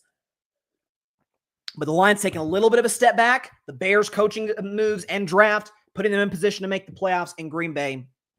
Ready, set, structure, good draft. It's addition by subtraction in terms of getting Alexander out of the building. Watch out for the Packers this year. They're going to be a problem without question in the NFC North. Again, feel free to chime in the comment section. We are live on YouTube, X, Facebook, and on Instagram. So appreciate everybody tuning in as always. We are now going to move to the NFC West, which will finalize my NFC predictions. NFC West, let's start in last, the Arizona Cardinals. I almost put them in third because there are aspects about this football team I like. Kyler Murray, last season, took Arizona to 6-4. Looked like they may be a surprise playoff team. Marvin Harrison Jr., I don't know if y'all seen the picture. And I don't want to be one of those people where it's like, oh man, this guy looks buff in a picture. He's going to be better. But based on the tape that this guy put on at Ohio State in college when he was one of the better receivers that we've seen really until Jeremiah Smith, obviously, recently at Ohio State. Good rookie season a year ago. Bulked up, is going to be a physical menace to defenses this year. I like the kid McBride they have at tight end. Like, they've got pieces offensively I like. And by the way, defensively, they obviously have a defensive head coach, both in free agency and in the draft. They really address the defensive side of the ball. So that is going to keep them in these games. If Arizona is like a sneaky week 17, hey, they can maybe sneak in the playoffs type of team. Would not shock me at all, but I don't really trust Kyler's health. And it does kind of always feel like Arizona, fans out in the second half of the year. Even the one season they had a winning record and made the playoffs in 2021. Remember, they kind of came apart. Rams stole the division, and Kyler was disastrous in that playoff loss to LA. So, again, there's stuff I like about Arizona, but not enough for me to buy into them as a playoff team in the NFC. Third place is the Seattle Seahawks. I'm giving them 8 and 9 simply because I think Sam Darnold will be closer to the Minnesota version of himself than the New York Jets version. With that said, there still are some things I have concerns about. Listen, McDonald as a head coach, I don't know if we have enough there to really determine whether he's good or bad. He was a great defensive coach, obviously, in Baltimore. So the Seattle's defense, which it tends to be, is going to be good this season. But going from Geno Smith to Sam Darnold, I feel like you'll see some regression there because I don't think Sam is going to be quite the guy that he was in Minnesota. But Jackson Smith-Njigba is an excellent wide receiver one now. They added Cooper Kupp in the offseason, who, listen, that's much win. But this is a pro Cooper Kupp show. With that being said, the concerns about him staying healthy are real. They really have been his entire career, especially now that he's getting up there in age. I think this is year 9 for Cooper Kupp. So that's going to be a little bit of a concern for Seattle. The run game's good. So it'll keep them in games. Seattle will finish in 3rd place in the NFC West. Little bit of a surprise here in the number 2 spot in terms of what I think they will not do. The San Francisco 49ers will go 9-8 and they will miss the playoffs. Here's the problem with San Francisco. First of all, their wide receiving core has been absolutely decimated by injuries over the course of camp. So that's a concern. George Kittle's still one of the top tight ends in football, but it's all health concerns. They lost 2 major pieces of the defense in Talanoa Hufanga and Dre Greenlaw. By the way, a defense that was 29th in the NFL in terms of points allowed per game. So losing those 2 guys, even though they didn't play much, that's part of the reason why they were as bad of a defense as they were. Adding Robert Saleh as their defensive coordinator, bringing him back to San Francisco will fix some of that. But again, the fact of the matter is this. I've shown some graphics with Jalen Hurts and with Aaron Rodgers. To me, the story of Brock Purdy, who just got one of the biggest contracts in the history of his position, the story of Brock Purdy can be told as follows. I guess that's the graphic. Without Deebo Samuel, who's no longer a 49er, Brandon Ayuk, who has injury concerns, Christian McCaffrey, who also has injury concerns, George Kittle and Trent Williams, who's getting up there in age, he's an average quarterback. 25 touchdowns, 21 picks, 65% completion, and the yards per game aren't bad. 90 passer rating, that's not quite what it was. Number 1 in the NFL in 2023 when he had folks fooled that he was an MVP candidate. And he's 6 games under 500. And when he's trailing in games, go and put up the graphic one more time. When he's trailing late in games, he's not the same player. And so, I think there's physical limitations there. There's only so much Kyle Shanahan can do. Offensively, it is not the same team, certainly that we saw in 2023. I think you're going to see a closer version of San Francisco that we saw last year. They'll be competitive. They're well coached on both sides of the ball, but too many holes. Offensive line isn't great. Purdy's limited. And defensively, they lost too many guys. They're too young for me to really buy into as a serious contender. Forget to win the NFC, just to get in the playoffs, which I don't think they will. And that leaves obviously number 1 in the NFC West. I've sold a little bit of stock in the Los Angeles Rams for this reason. Matthew Stafford, the injury concerns are a real thing. The back problems that he's been dealing with all of training camp. And the fact of the matter is this. As great as Stafford was in those 2 playoff games, he was awesome against Minnesota in that first playoff win in the wild card round. And despite the turnovers, I don't know which quarterback came closer than any of them to beating Philadelphia in the playoffs. By the way, in a snowstorm in Philadelphia, it was none other than Matthew Stafford.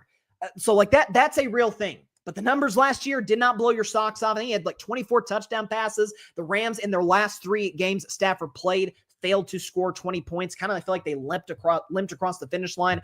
I think Jared Verse is going to have an absolute monster year for that Los Angeles Rams defensive line. And he's going to need to in order for them to win these games. Sean McVay is one of the 3 best coaches in football. They have Puka Nacua, who's an absolute stud. They added Devontae Adams, who for the first time in his career is a true wide receiver too, which could be scary for defenses around the football National Football League. Kyron Williams at running back, they locked him up long term. That's good. So there are things to love about this Rams team. I think they are a serious contender to win the NFC. I really do. But the health and the age of their superstar quarterback, Matthew Stafford, do concern me. So that's how I have the NFC West shaking out. And so let's go and show the NFC playoff picture. This is how I think it's going to look. Philadelphia, the defending champs, they'll be the 1 seed. The Packers will be the 2 seed. And for the second year in a row, the Bucs will be the 3 seed. The Rams will be the 4 seed.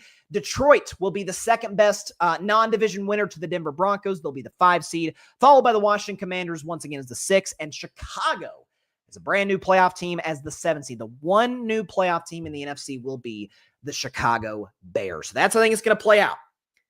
Before we go to break, I did want to go through our award winners. So again, we obviously go over each of the 8 divisions. I've made my predictions now. They'll be on YouTube over the course of the next 8 days as we go into the season opener between Dallas and Philadelphia. I did want to get into award winners. So can we get some background music right now to kind of add to it?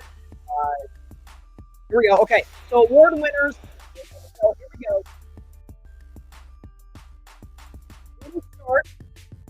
We will start with Offensive Rookie of the Year from the Los Angeles Chargers, Omarion Hampton out of the University of North Carolina.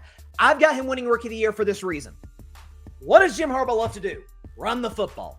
That is a great opportunity for Omarion Hampton to step in to a running game that's ready-made, an offensive line that even without Rashawn Slater is really good. It's going to be a run-heavy team in Los Angeles with some of the injuries at wide receiver. Justin Herbert needs to step up, by the way, in big playoff games, but he'll have the running game to back him up. Rookie running backs, this is why folks love Ashton Genty in Vegas. Rookie running backs tend to pop quicker than just about any other position at rookie. Running back, receiver, corner, like that tends to be a position that pops right off the bat. Omarion Hampton will be that guy for the Los Angeles Chargers. Defensive Rookie of the Year, I said it early in the show, I thought he was the best player in this past draft. Abdul Carter from the New York Giants out of Penn State. This kid's speed, agility, and strength that he brings to the table is off the charts. I know he had kind of like a welcome to the NFL type of moment against the Jets. He got that out of the way. Remember Jamar Chase, different position, different side of the ball, I understand. Remember Jamar Chase had like some drops problems his first preseason. It's like, oh, this might have been a bust. Well, we'll see what Jamar Chase has been since then. I think Abdul Carter is going to have a very similar story. He's, by the way, playing on a defensive line in the Giants that is in the argument for one of the best in the National Football League. I think Abdul Carter is going to step up. I think he's going to have double-digit sacks. He will be your Defensive Rookie of the Year.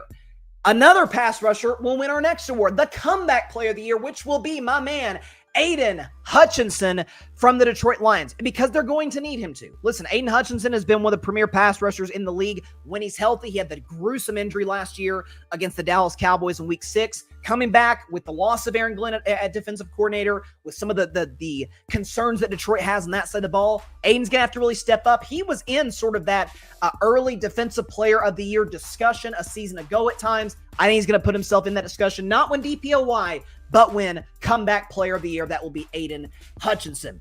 In his division, we're staying in the NFC North. That will be who wins the Coach of the Year, and it will be formerly of the Detroit Lions and now the Chicago Bears, Ben Johnson. Ben Johnson will be your Coach of the Year, taking over Chicago Bears' job in a situation that was kind of chaotic. People kind of sold their stock on Caleb Williams. This guy's going to come in. The way he changed that Lions offense, he's going to change his entire Bears operation.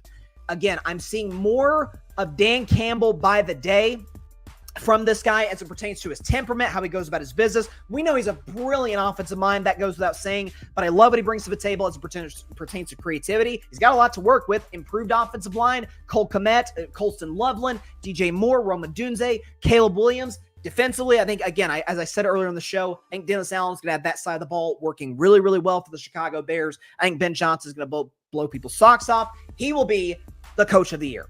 Defensive Player of the Year. Also in the NFC, although it'll be in the NFC West, a guy that I kind of just finished talking about a few minutes ago, Jared Verse, a dark horse pick. Jared Verse will be your Defensive Player of the Year. Here's why. If you hear the reports coming out of camp, first of all, the way he finished last season, Jared Verse was excellent. You hear the reports coming out of Los Angeles Rams camp, they're saying, oh yeah, this guy is going to have an absolutely monstrous season.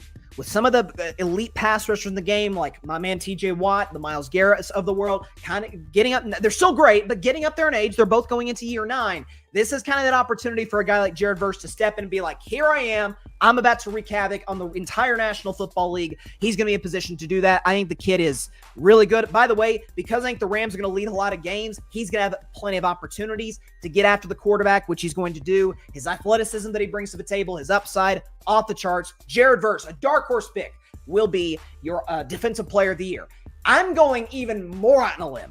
We're going out on a limb here. With Defensive Player of the Year, you can hear the case for Jared Verse. I'm going to convince you in this next one. Offensive Player of the Year from the Jacksonville Jaguars, Brian Thomas Jr., wide receiver. Here's why. As I said earlier in the show, Jacksonville's going to win 11 games and win the AFC South. So that in and of itself, you got more eyeballs than the Jaguars. Trevor Lawrence with Liam Cohen, with Brian Thomas Jr., with Travis Hunter, a good running game. Like, that's going to be an opportunity for him to step up and look more like the guy that I thought he would be as the number 1 overall pick out of Clemson. Brian Thomas Jr. was the best rookie wide receiver in the history of the Jacksonville Jaguars. That goes without saying. The numbers that he put up, I think the kid is going to take a huge step forward. LSU wide receivers, I don't know if you noticed, they've kind of worked in the NFL. You see the guy in Minnesota, see the guy in Cincinnati. Brian Thomas Jr. is going to join that group. He's going to have a monstrous season. We're talking 1,800 receiving yards. We're talking 15 touchdowns. The kid's going to have a big year, help Travis Hunter's new teammate, Travis Hunter, get the job done. Trevor Lawrence will have a big season. And that, my man, Brian Thomas Jr. will be your Offensive Player of the Year. MVP, this was a tricky one. I thought about a few names. As I said earlier in the show, I think the light show is going to be back in Kansas City. So Patrick Mahomes will be in the race. It is impossible to rule out Lamar Jackson because, I don't know, won MVP 2023, was even better in 2024, could have easily won the award. A dark horse, I didn't want to do 3 dark horses, but a guy I think will be in the race, in discussions for MVP because of the offense and because of what he brings to the table from an accuracy perspective, Baker Mayfield. Mention him. We're going to have a repeat winner. Josh Allen is going to win MVP for the second time in his career. I'll tell you why. So the case for Josh Allen, it's a case I made, by the way. I was in favor of Josh winning MVP a season ago. Was because for years, despite the unbelievable talent with his arm, with his legs that he's brought to the table over the course of his career, my big criticism was, darn it, Josh, you're going to throw picks. Like, you're going to turn the ball over. That's the NFL. That happens. It was the fact that, oh my gosh, can this guy cut out the just mindless errors that plagued him at times in 2022 and 23, where it's like, he's making throws where you're watching the game and you're like, what did he see there that he thought that was a good decision? He cut that out last year. Part of that was because he had the best running game that he has career with James Cook, the best offensive line that he's had in his career, good play calling with Joe Brady, like the whole bit. I said on the show that Keon Coleman's going to step up. That's a piece of it. Dalton Kincaid's an excellent young tight end. He'll have the running game. He'll have the offensive line. So the offense is set. I think he will be asked to do, i.e., to a lesser degree, what Patrick Mahomes was asked to do in 2018, what Peyton Manning was asked to do in 2013. I think total, we are going to have a 50-touchdown season from Josh Allen. I don't buy the Bills' defense at all. I know Sean McDermott's defensive coach. There's really nothing to like about that side of the ball for the Buffalo Bills. So Josh is going to have to, didn't mean to shake the camera there. Josh is going to have to score a lot of points. I mentioned earlier, the Bills are going to be the 1 seed. If the Bills are the 1 seed, Josh accounts for 50 total touchdowns, passing and rushing. That's the MVP of the league. So yes, back-to-back winner Josh Allen will be your league MVP. Folks thought for years that I was a Josh Allen hater. No, I love the kid. Love his temperament. Love his, obviously the talent he brings to the table is just off the charts. It was just, cut out the bad mistakes. No mistakes, I guess, are good. That's a subjective statement. But he cut that out last year. I think he's going to continue this year, rely on those good habits. Got a good receiving core and weapons group, O-line running game in Buffalo. The defense isn't that good, so I think he's going to have to step up, and I think that he will. So before we get a break, let's just review this. Offensive Rookie of the Year, Amarian Hampton. Defensive Rookie of the Year, Abdul Carter. Comeback Player of the Year, Aiden Hutchinson. Coach of the Year, Ben Johnson. The 2 dark horses for defensive and offensive Player of the Year. Defensive Player of the Year, Jared Verse. Offensive Player of the Year, Brian Thomas Jr., and MVP, Josh Allen. Josh Allen's going to go back-to-back, become the first player since Aaron Rodgers to accomplish that feat. And also, before we go to break, I feel like it's worth showing, if we have it ready to go, my AFC standings, my NFC standings, because after the break, I'll make my playoff predictions based on how I think how the bracket is laid out, how it is going to work itself out. The AFC looks as follows, if you're just now joining us. From 1 to 7, the Bills will get the 1 seed and get the first round bye. It then goes Kansas City, Baltimore, and Jacksonville as the other 3 division winners, Chiefs, Ravens, Jaguars, and the 3 wild card teams will be the Broncos, the Chargers, and the Bengals. In the NFC, the playoff standings look as follows. The defending Super Bowl champion Philadelphia Eagles will win the NFC East, get the 1 seed, and get the first round bye. The other 3 division winners will be the Packers, the Buccaneers, and the Rams. The 3 wildcard teams will be the Lions, the Commanders, and the Bears. The Bears. So that's where I think it's going to shake out. When we come back, my predictions for how the playoffs will shake out and who wins Super Bowl 60. That in just 1 minute on this special episode of Carving Up Live. Do not go anywhere. You're going to want to stay tuned for this.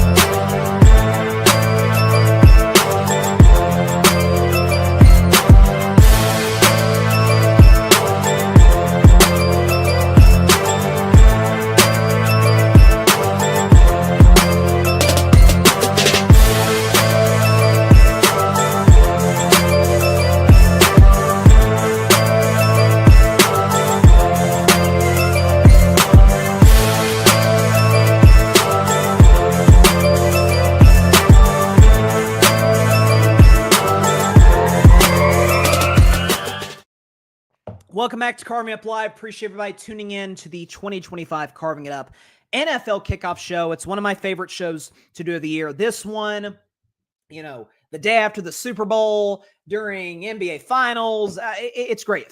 Honestly, just about every Friday during the regular season, because you get the Vol View, you get some college football stuff, reaction to the Thursday game, predictions for the upcoming weekend of NFL games, which is coming next week, which I cannot wait for. That's why I'm so fired up to do this show today. So very, very excited, and I appreciate everybody for stopping by on YouTube, Facebook, although I think we're having some issues with Facebook, X, and on Instagram. Feel free to chime in the comment section. As always, chime in on IG, YouTube, X, the whole bit. So there we got a comment here from Richard. He says, also in 2022, Mahomes set the all-time yardage record, regular season MVP, Super Bowl MVP, and won the Super Bowl. Yeah, like I said earlier, and I'll get to playoff predictions obviously in just a second, this idea that Kansas City, oh man, I tell you what, they're going to take a big step back. Like it's going to be a real sort of issue for Kansas City to get back to being the team that they were. I think that's absolutely insane. Absolutely insane. So there we go. Make sure we've got this ready to go. All right. So NFL playoff predictions, and we might as well get the really intense background music, which we do for the big games, the postseason games. So here we go. Postseason predictions based on how the standings look.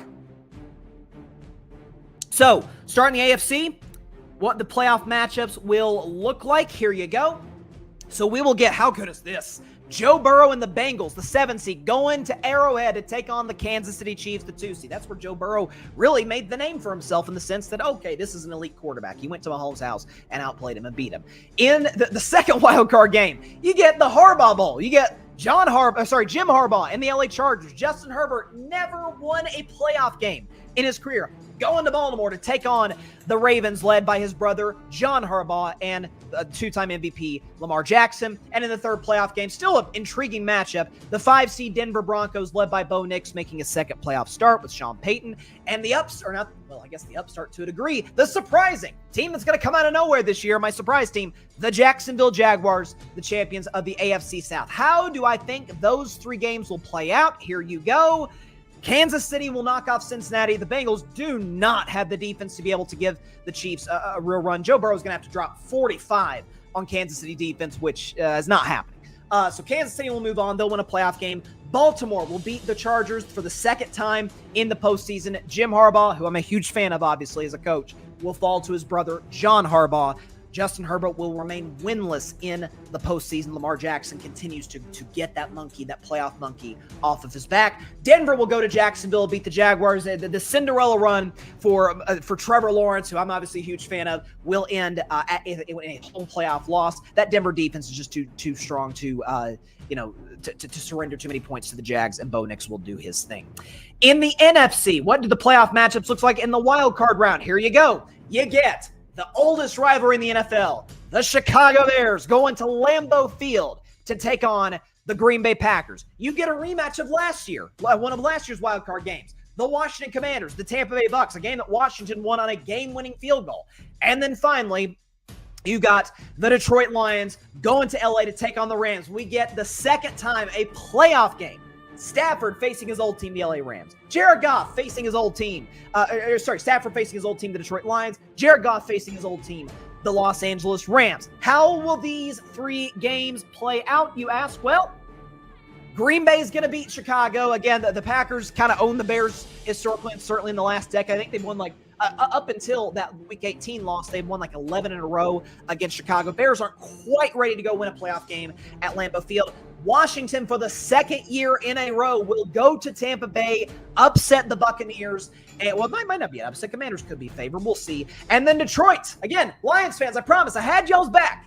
I've always got y'all's back. Just because I don't think you're going to win the NFC North does not mean I don't think you're not going to win a playoff game. I mentioned the concerns about Stafford's back, Stafford's age. Those are real things. The Lions' offensive line will be just enough to contain my Defensive Player of the Year, Jared Verse. Detroit will advance to the divisional round, so that's what we have. In the AFC, do we have it? The AFC divisional round, here's what we'll have. A rematch of last year's wild card round. The Denver Broncos going to Buffalo to take on the 1 seed, Buffalo Bills. And you have, oh, how good is this? Lamar Jackson and the Baltimore Ravens going to Kansas City to take on the 2 seed, Kansas City Chiefs. How will those 2 games fare out, you ask? Well, we get Mahomes, Allen, number 5. The Bills will beat the Broncos again. I think that'll be a really competitive game because Denver's defense is so good and because Buffalo's defense isn't. But Josh Allen, I mentioned it earlier, the MVP of the league, I believe he will be. I think, again, this is a spot Buffalo's been in multiple times. The divisional round has been their, well, I won't say it's been their friend at all times, but it's an area of, it's a part of the round of the playoffs that they're familiar with. Buffalo will advance to the AFC Championship game for the second year in a row. And again, the playoff demons, Lamar Jackson, I think a lot of those narratives will pass if he's able to beat a Los Angeles Chargers team that is really talented, particularly in the defensive end. But going to Kansas City, beating Patrick Mahomes, that's too much of an ask, especially considering since Patrick Mahomes became the starter, the Kansas City Chiefs literally have made the AFC Championship game every single season. I anticipate that will continue. Going to the NFC, the divisional round matchups will look like this. Washington Commanders going to Philadelphia to take on the Eagles.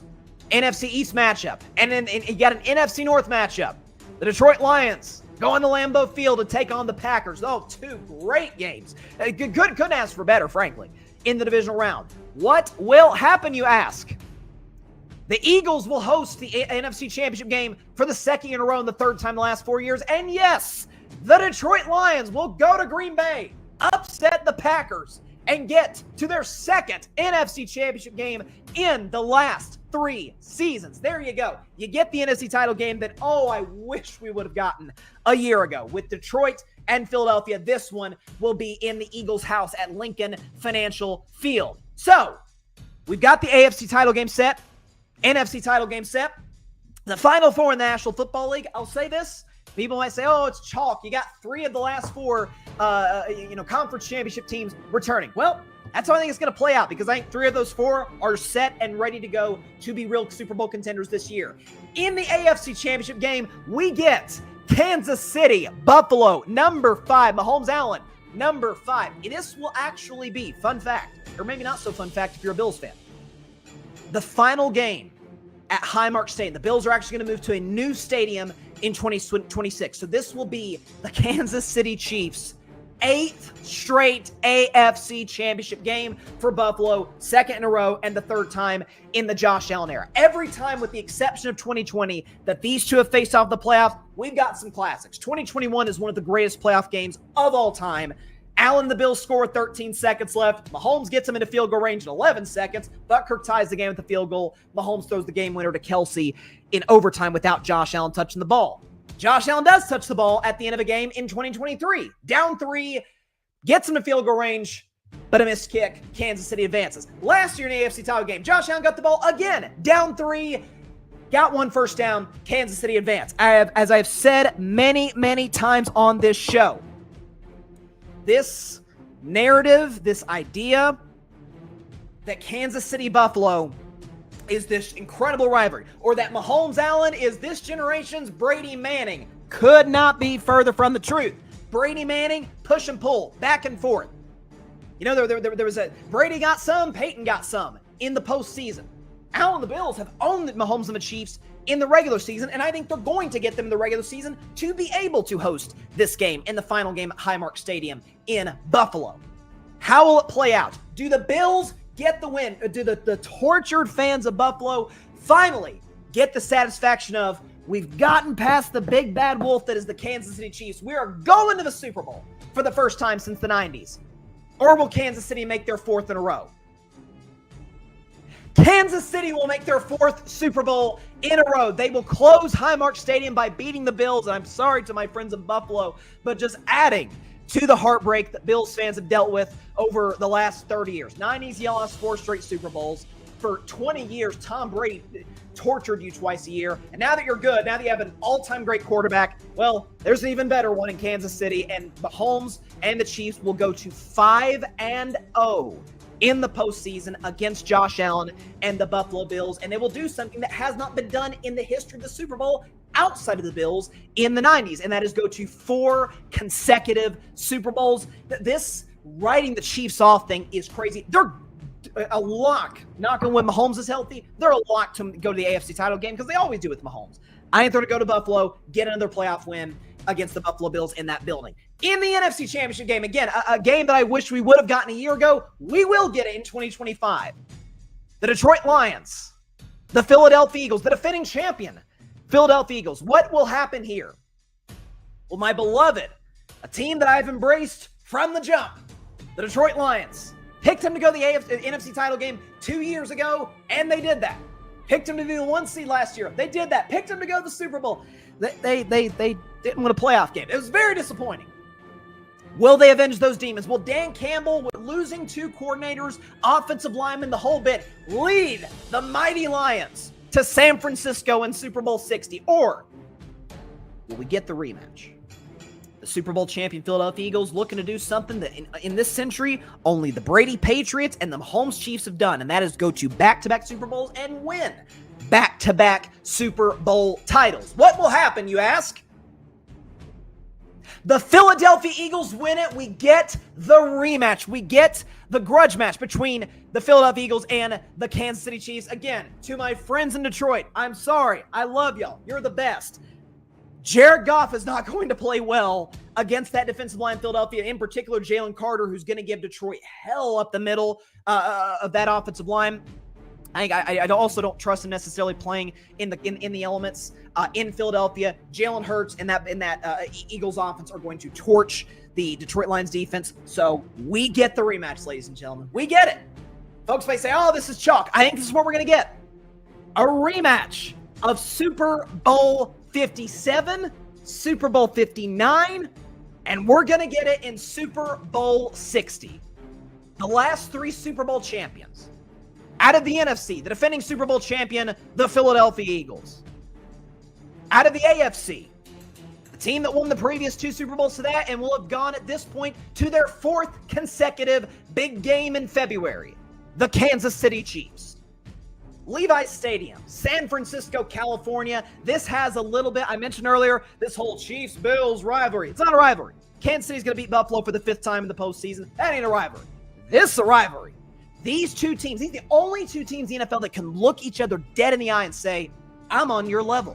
We faced twice in the Super Bowl. Mahomes was unreal in the second half of that first one. Chiefs won, and Jalen Hurts was out of this world in the second game, as was the Eagles defense, and they beat the living crap out of Kansas City in the Super Bowl this past February. So we get the grudge match. We get the tiebreaker, so to speak. Who's the team of the 2020s? Is it Philadelphia? Is it Kansas City? Well, we'll answer that question. Might as well give it a drum roll. The winner of Super Bowl 60, according to me, on the Carving It Up 2025 NFL Kickoff Show, the winner of Super Bowl 60 will be